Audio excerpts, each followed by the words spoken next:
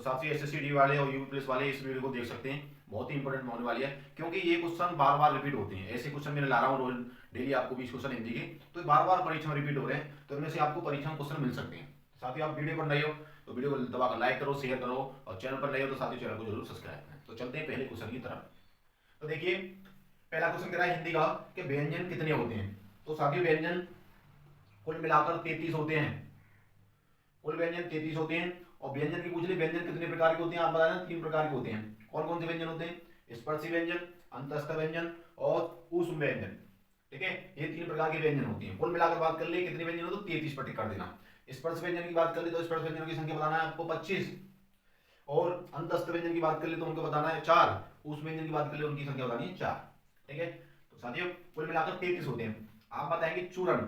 अगला क्वेश्चन है कि चूरण का तत्सम शब्द क्या होगा। तद्भव तत्सम मैंने क्या वीडियो डाल दी, उसमें देख लेना कि चूरण का तत्सम होगा। तो साथियों चूरण का तत्सम हो जाएगा चूरण, चूर्ण। तत्सम में बताया था कि वह शब्द जो संस्कृत भाषा में प्रयोग की जाते हैं उन्हें तत्सम कहते हैं, और जो शब्द सरल भाषा में प्रयोग जाते हैं उन्हें तद्भव कहते हैं। साथियों तत्सम शब्द को तोड़ मरोड़ को सरल बना दिया जाता है, उसे तद्भव कहते हैं। आगे क्वेश्चन करते हैं बात, कौन सा शब्द स्त्रीलिंग और पुल्लिंग में प्रयोग किया जाता है। साथियों ऐसा कौन सा शब्द है जो स्त्रीलिंग में भी प्रयोग किया जाता है, पुल्लिंग में भी प्रयोग किया जाता है। तो साथियों बात कर ले हार। एक हार है ना, ये स्त्रीलिंग में भी प्रयोग किया था, पुल्लिंग में भी प्रयोग किया था। ठीक है, हार हो गई, हार है गई और हार हो गई। आगे देखते हैं गाय करुण हिंदी। अगला क्वेश्चन है गाय करुण दही हिमालय में भाववाच्य बताइए। भाववाच्य साथियों इसमें क्वेश्चन बताना, दोबारा रिपीट कर रहा हूं। गाय करुण दही हिमालय में भाववाच्य बताइए। तो साथियों बता दूं आपको, वाच्य 3 प्रकार के होते हैं। एक होता है क्रमवाच्य, एक होता है भाववाच्य, एक होता है कृतवाच्य। ये 3 प्रकार के वाच्य होते हैं। ठीक है, इसमें पूछ रहा है कि भाववाच्य कौन से भी चारों में से। तो देखिए गाय, गाय क्या होगी, एक गाय तो एक संज्ञा पहुंच गई। ठीक है, तो बात बताना है करुण। ठीक है, यहां पर भाव के द्वारा, भाव के द्वारा हमें करुण, करुण मानता है दुख।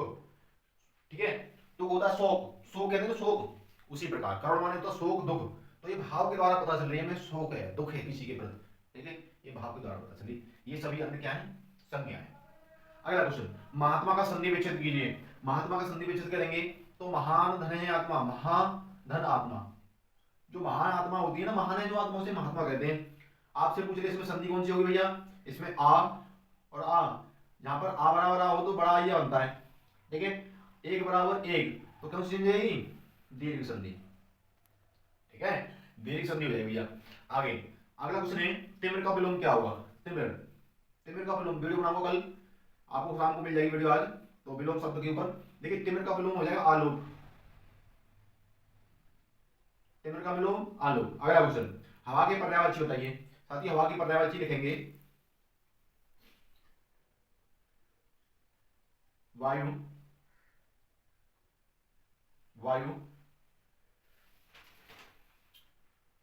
समीर और ब्याह। ये हवा की पर्यायवाची होते हैं 3। ठीक है, और भी होते हैं, पर्यायवाची वीडियो बनाऊंगा अलग माध्यम से बताऊंगा आपको। आगे अगला क्वेश्चन है शांत रस का स्थायी भाव क्या होगा। तो साथियों स्थायी भाव कोई किताब बता दिया 8, कोई किताब 9 बता दी, कोई 10 बता दिए। ठीक है, अपने अपने लेखकों के माध्यम से हम बताएंगे शांत रस किसे कहते हैं। शांत रस का स्थायी भाव होगा निर्वेद। शांत मतलब निर्वेद, शांति स्थापित करें उसे निर्वेद कहते हैं। हाथ जोड़ से आपसे विनती है आप शांति बनाए रखें, निर्वेद। ठीक है, अगला क्वेश्चन होगा औंधी खोपड़ी मुहावरे का अर्थ है। औंधी खोपड़ी होना का मुहावरे का अर्थ हो जाएगा मूर्ख व्यक्ति, मूर्ख होना। ठीक है, मूर्ख होना, मूर्ख व्यक्ति नहीं, मूर्ख होना। आगे राहुल ने पूजा की में वाच्य कौन सा होगा। साथी दोबारा पूछा है क्वेश्चन कि राहुल ने पूजा की वाच्य कौन सा होगा। तो इसमें वाच्य बताना, हमने बताया वाच्य 3 प्रकार के होते हैं। राहुल ने पूजा की, कौन सा वाच्य होता है, कर्म किया, भाव किया या कृत किया। तो साथ यहाँ पर कर्म कर दिया उसने। ठीक है, कौन सा कर्म किया, कि पूजा किया, इसमें जाएगा कर्म वाच्य। अगले क्वेश्चन की तरफ चलिए साथियों, 11वें क्वेश्चन की बात करते हैं। प्रेम वाटिका के लेखक कौन है। साथियों प्रेम वाटिका पुस्तक के लेखक कौन है, तो इसको रस खान, रस खान। ठीक है, आगे बात कर लें प्रातः, अगला क्वेश्चन बारे में प्रातः, लड़का, किताब, हस्ताक्षर में बहुवचन कौन सा हुआ। 4 ऑप्शन है आपके सामने, इसमें बहुवचन बताना है। तो साथियों हस्ताक्षर, हस्ताक्षर है ना, ये बहुवचन बन जाएगा हस्ताक्षर। आंसू, दर्शन, ये क्या है, बहुवचन है। ठीक है, आगे अगला क्वेश्चन है सैन्य शब्द में संज्ञा कौन सी होगी। साथियों सैन्य शब्द में संज्ञा कौन सी होगी। संज्ञा आप बता दें, संज्ञा 5 प्रकार की होती है। तो साथियों संज्ञा पहली संज्ञा होती है व्यक्तिवाचक, दूसरी होती है जातिवाचक और तीसरी होती है द्रव्यवाचक। ठीक है, इस प्रकार की संज्ञा होती है। तो साथियों सैनिक में होगी जातिवाचक। ठीक है, जातिवाचक संज्ञा होगी क्योंकि यहाँ पर सैनिक की बात हो रही है। सैनिक किसी विशेष व्यक्ति का नाम ले लिया, जहां पर किसी विशेष व्यक्ति का नाम ले ले वहां पर व्यक्तिवाचक होगी, जहां पर पूरे समूह पूरी जाति का बोध करा दो उसे जातिवाचक कहते हैं। तो साथियों सैनिक की बात हो रही है तो जातिवाचक हो जाएगी। अगला क्वेश्चन होगा अल्प विराम चिन्ह बताइए। साथियों अल्प विराम चिन्ह कैसे चिन्हों के बारे में वीडियो बनाऊंगा, बहुत ही मस्त तरीके से बताऊंगा। देखिए अल्प विराम चिन्ह की कैसे लगाएंगे। अल्प विराम चिन्ह ऐसे होता है। ठीक है, अल्प विराम मतलब पूर्ण विराम से पहले थोड़ा विराम। ठीक है, पूर्ण विराम से पहले थोड़ा विराम, उसे अल्प विराम कहते हैं। तो ये चिन्ह हो गया अल्प विराम का। अगला क्वेश्चन दशानन का अर्थ क्या हुआ। दशानन का अर्थ क्या हुआ। दस है आनंद जिसके, आनंद मान ले मुख जिसके, दस है आनंद जिसके, उसे कहते हैं दशानन। आपसे पूछ रहे भैया दशानन में कौन सा दशा होगा सत्यम समास होगा।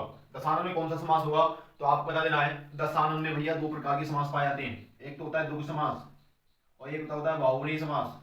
भैया आप किसे टिक करोगी, तो मैंने पहले बता दिया कि इस वीडियो में कि दशानन में पहले आपको दोनों ऑप्शन मिल रहे हैं तो आपको बाहुव्रीहि पे टिक करना है, यदि बाहुव्रीहि नहीं है उस ऑप्शन में तो आपको द्विगु पे टिक करना है। ठीक है, ध्यान रखना है दोनों ऑप्शन है तो बाहुव्रीहि पे टिक करना है और बाहुव्रीहि नहीं है तो द्विगु पे आपको टिक ही करना है। ठीक है, अगला क्वेश्चन आपने नानी के घर जाओ, आपने नानी के घर जाओ, इसे शुद्ध रूप में लिखना है तो इसे शुद्ध रूप लिख देंगे आप नानी के घर जाओ, नानी के घर जाइए। ठीक है साथियों, आप नानी के घर जाइए तो ऐसा अशुद्ध हो जाएगा आप नानी के घर जाइए। अगला क्वेश्चन है अध्यक्ष में उपसर्ग। उपसर्ग की पहचान करेंगे, इसे तोड़कर किसी शब्द को तोड़कर उसके उपसर्ग की पहचान करेंगे। तो साथियों अधिक धन अच्छे हो जाएगा, अध्यक्ष का शब्द विच्छेद करेंगे अधिधन अच्छे। तो उपसर्ग हमेशा शब्द के आगे लगता है, उसका अर्थ बदलते उसे उपसर्ग कहते हैं, धातु होगा इसमें। अगला कोई आ रहा है, इसमें सर्वनाम बताइए। तो साथियों सर्वनाम कोई आ रहा है, हमें पता कौन है, हमें नहीं पता कौन आ रहा है तो यहाँ पर प्रश्न की वाचक, यहाँ पर कोई आ रहा है हमें नहीं पता कौन आ रहा है तो यहाँ पर होगा अनिश्चयवाचक, अनिश्चयवाचक, अनिश्चयवाचक सर्वनाम।